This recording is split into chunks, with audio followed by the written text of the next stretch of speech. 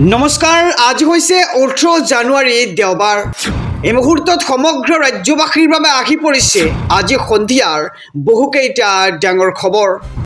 জনাইছো আজি সন্ধিয়াৰ প্ৰথমটো ব্ৰেকিং নিউজ আদালতত 20 বছৰ চলিব জুবিন গাৰ্গৰ গোচৰ অধিবক্তাৰ বিস্ফোৰক ভাষ্য এক ডাঙৰ খবৰ জনাইছো সমগ্ৰ ৰাজ্যবাসীক হিয়াৰ আমঠু জুবিন গাৰ্গে ন্যায় পাবলৈ 20 বছৰ আদালতত গোচৰ চলিব লাগিব আৰু তাৰ পিছতহে আমাৰ হিয়াৰ আমঠু জুবিন গাৰ্গে ন্যায় পাব আৰু এনেদৰে এতিয়া ডাঙৰ মন্তব্য কৰিছে এজন অধিবক্তাই বিস্তাৰিত খবৰ জনাইছো এছবি অসম মিডিয়াৰ সমুদৰ্শকক জুবিন গাৰ্গৰ ন্যায় সন্দৰ্ভত আহি পৰিছে বিস্ফোৰক খবৰ আদালতত 20 বছৰ চলিব জুবিন গাৰ্গৰ গোচৰ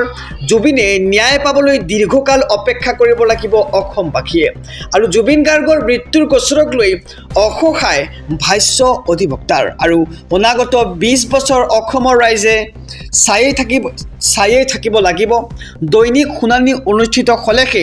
ন্যায় পাব জুবিন গাৰ্গে আৰু ইয়াৰ বাবে বিশেষ আদালতৰ ব্যৱস্থা কৰিব লাগিব চৰকাৰে বিশেষ আদালতৰ ব্যৱস্থা কৰাটো একেবাৰে সহজ কিন্তু চৰকাৰৰ হাতত আছে মাত্ৰ 15 পৰা 16 দিনৰ সময় চৰকাৰে ইচ্ছা কৰিলে এতিয়াও ব্যৱস্থা কৰিব পাৰে বিশেষ আদালতত শুনানি হ'লেহে ন্যায় পাব আমাৰ হিয়াৰ আমঠু জুবিন গাৰ্গে আৰু আপোনালোকৰ মতে বিশেষ আদালতৰ ব্যৱস্থা কৰিব লাগে নে নালাগে জনক আমাৰ কমেণ্ট বক্সত গুৱাহাটী উকিল সন্থাৰ সভাপতি অপূৰ্ব শৰ্মাৰ এই বিস্ফোৰণ কৈছে যে জুবিন গাৰ্গে ন্যায় পাবলৈ 20 বছৰ অপেক্ষা কৰিব লাগিব আৰু জুবিন গাৰ্গৰ ন্যায় সন্দৰ্ভত বিস্ফোৰক খবৰ আহি পৰিছে আমি খবৰ জনাইছো সবিস্তাৰে আদালতত 20 বছৰ চলিব জুবিন গাৰ্গৰ গোচৰ তথাপিও ন্যায় নাপায় হিয়াৰ আমঠু জুবিন গাৰ্গে জুবিনে ন্যায় পাবলৈ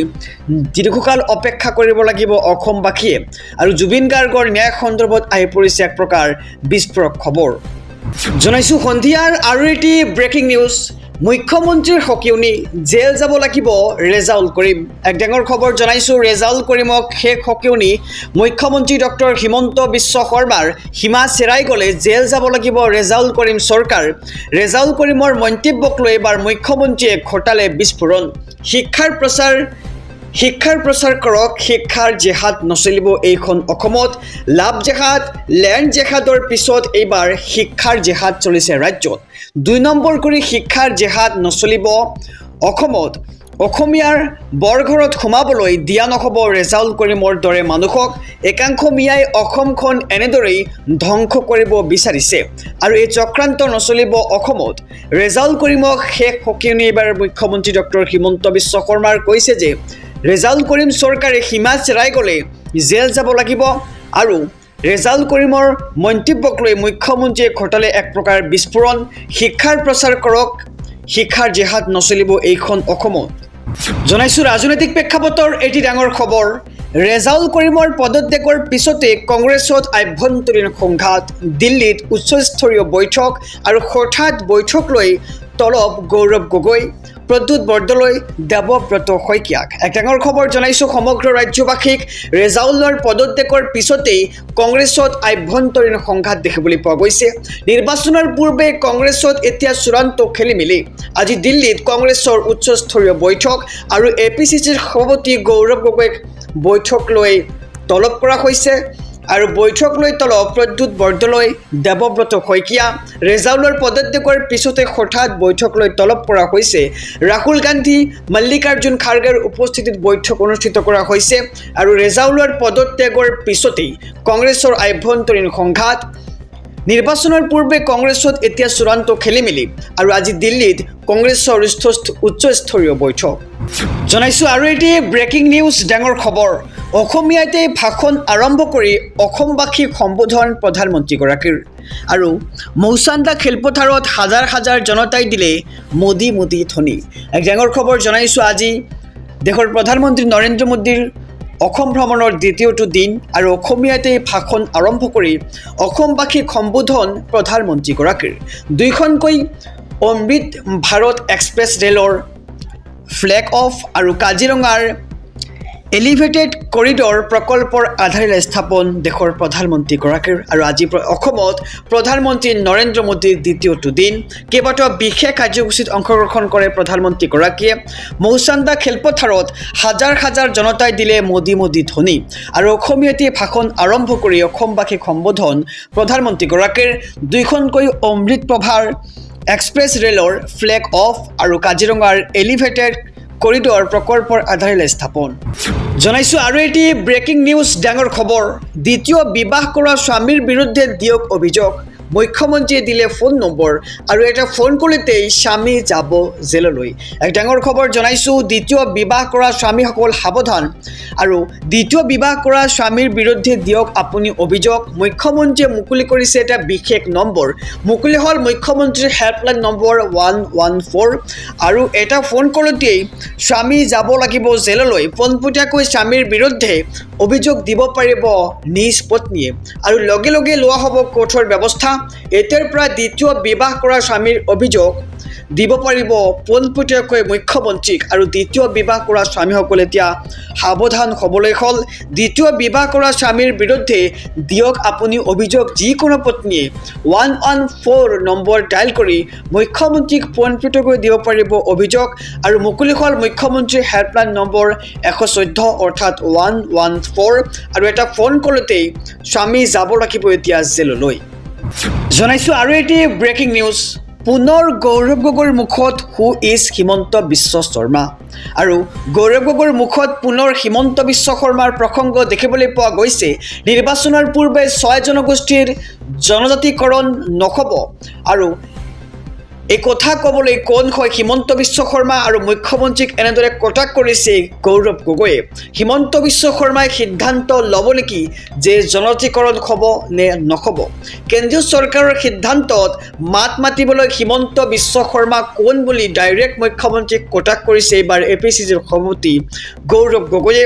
কোন কোন ছাত্ৰ সংগঠনে জনজাতিকৰণ বিচৰা নাই স্পষ্ট কৰক আৰু বিজেপিৰ ভিতৰত ভয়ংকৰ বিসম্বাদ চলি আছে বুলি এক প্ৰকাৰ বিস্ফোৰক মন্তব্য গৌৰৱ গগৈৰ বিজেপি নেতা সৰ্বানন্দ সোণোৱালৰ কাষ চাপিবলৈ নিদিয়ে হিমন্ত বিশ্ব শৰ্মাই বিজেপি নেতাই বিচাৰিব লাগিব কেৱল হিমন্ত বিশ্ব শৰ্মাৰ আশীৰ্বাদ হিমন্ত বিশ্ব শৰ্মাৰ কাষ চাপিবলৈ হ'লে ল'ব নোৱাৰিব সৰ্বানন্দৰ নাম আৰু হিমন্ত বিশ্ব শৰ্মাৰ কাষ চাপিবলৈ হ'লে ল'ব নোৱাৰিব সৰ্বানন্দ সোণোৱালৰ নাম সৰব হৈছে এইবাৰ প্ৰদেশ কংগ্ৰেছৰ সভাপতি গৌৰৱ গগৈৰ মুখত এইবাৰ পুনৰ হিমন্ত বিশ্ব শৰ্মাৰ প্ৰসংগ নিৰ্বাচনৰ পূৰ্বে 6 জনগোষ্ঠীৰ জনজাতিকৰণ নহ'ব আৰু এই কথা ক'বলৈ কোন হয় হিমন্ত বিশ্ব শৰ্মা মুখ্যমন্ত্ৰীক প্ৰশ্ন কৰি এইবাৰ কেতবাৰ বিস্ফোৰক মন্তব্য গৌৰৱ গগৈৰ জনাইছোঁ সন্ধিয়াৰ আৰু এটি ব্ৰেকিং নিউজ ডাঙৰ খবৰ মিয়া মানুহক বনোৱা হ'ব শিৱসাগৰৰ DC পুনৰ হুংকাৰ ৰেজাউল কৰিম চৰকাৰৰ এক ডাঙৰ খবৰ জনাইছোঁ গতিকে খবৰটো দিয়াৰ আগতে যদি আপুনি আমাৰ এই চেনেলটোত নতুন তেন্তে ছাবস্ক্ৰাইব কৰক আৰু যদিহে এতিয়ালৈকে ভিডিঅ'খনত লাইক কৰা নাই এটা কৈ লাইক কৰি দিয়ক জনাইছোঁ খবৰ মিয়া মানুহক বনোৱা হ'ব শিৱসাগৰৰ DC আৰু এইবাৰ পুনৰ হুংকাৰ ৰেজাউল কৰিম চৰকাৰৰ এইবাৰ কলমেৰে জবাব দিয়া হ'ব শিক্ষাৰ জেহাদ আৰম্ভ কৰিব মুছলমানক কৰা অন্যায় অত্যাচাৰৰ উত্তৰ দিয়া হ'ব শিৱসাগৰ গুৱাহাটী বঙাইগাঁৱৰ DC মিয়া হ'ব লাগিব আৰু পেটত গামোচা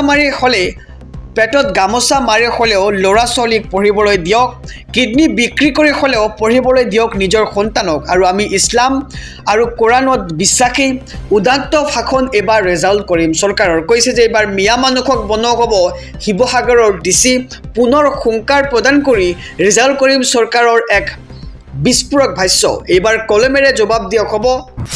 জনাইছোঁ আৰু এটি ব্ৰেকিং নিউজ ডাঙৰ খবৰ আদালতৰ পৰা ওলাই আহি আৱেগিক হৈ পৰিছে জুবিন গাৰ্গৰ মৰমৰ পত্নী গৰিমা শইকীয়া গাৰ্গে আটাইতকৈ ভয়ানক শাস্তি দিয়ক অপৰাধীক এক ডাঙৰ খবৰ জনাইছোঁ শ্যামকানু মহন্ত সিদ্ধাৰ্থ শৰ্মা অমৃত প্ৰভাৰ স্বাস্থ্যত নাই কোনো পৰিৱৰ্তন সকলো অভিযুক্তৰ নাই কোনো অনুশোচনা অভিযুক্তৰ মুখত নাই কোনো চিন্তাৰ প্ৰভাৱ তেওঁলোকে একেবাৰে সুখত আছে কাৰাগাৰৰ ভিতৰত আটাইতকৈ ভয়ানক শাস্তি দিব লাগিব অপৰাধীক যিয়ে জুবিন গাৰ্গক এনে নিৰ্মমভাৱে হত্যা কৰিছে আৰু জুবিন হত্যাকাৰীক ভয়ানক শাস্তি দিয়াৰ দাবী গৰিমা শইকীয়া গাৰ্গৰ বহু বছৰ আগৰ পৰাই জুবিন গাৰ্গৰ হত্যাৰ ষড়যন্ত্ৰ চলি আছিল শ্যামকৰণ মহন্ত নন্দেশ্বৰ বৰাৰ জামিন আবেদন আদালতত আৰু পূৰ্বে অমৃতপ্ৰভা সন্দীপন গাৰ্গ পৰেশ বৈশ্যই জামিন আবেদন কৰিছিল আৰু 22 জানুৱাৰীত পৰৱৰ্তী শুনানি হ'ব চৰকাৰী অধিবক্তাৰ দলৰ ওপৰত সম্পূৰ্ণ আস্থা আছে গৰিমা শইকীয়া গাৰ্গৰ আৰু ছিংগাপুৰৰ আটাইকেইজন অসমলৈ আহিব লাগিব 30 জানুৱাৰীত 7 অভিযুক্তৰ বিৰুদ্ধে চাৰ্জ ফ্ৰেম আদালতৰ আৰু আজি আদালতৰ পৰা সময় বিচাৰে চৰকাৰী অধিবক্তাই আদালতৰ পৰা ওলাই আহি আৱেগিক হৈ পৰিছে গৰিমা শইকীয়া গাৰ্গ শ্যামকৰণ মহন্ত সিদ্ধাৰ্থ শৰ্মা অমৃতপ্ৰভা মহন্তৰ স্বাস্থ্যত হোৱা নাই কোনো ধৰণৰ পৰিৱৰ্তন তেওঁলোকৰ মুখত কোনো চিন্তাৰ প্ৰভাৱ দেখিবলৈ পোৱা নাই সকলো অভিযুক্তৰ নাই কোনো অনুশোচনা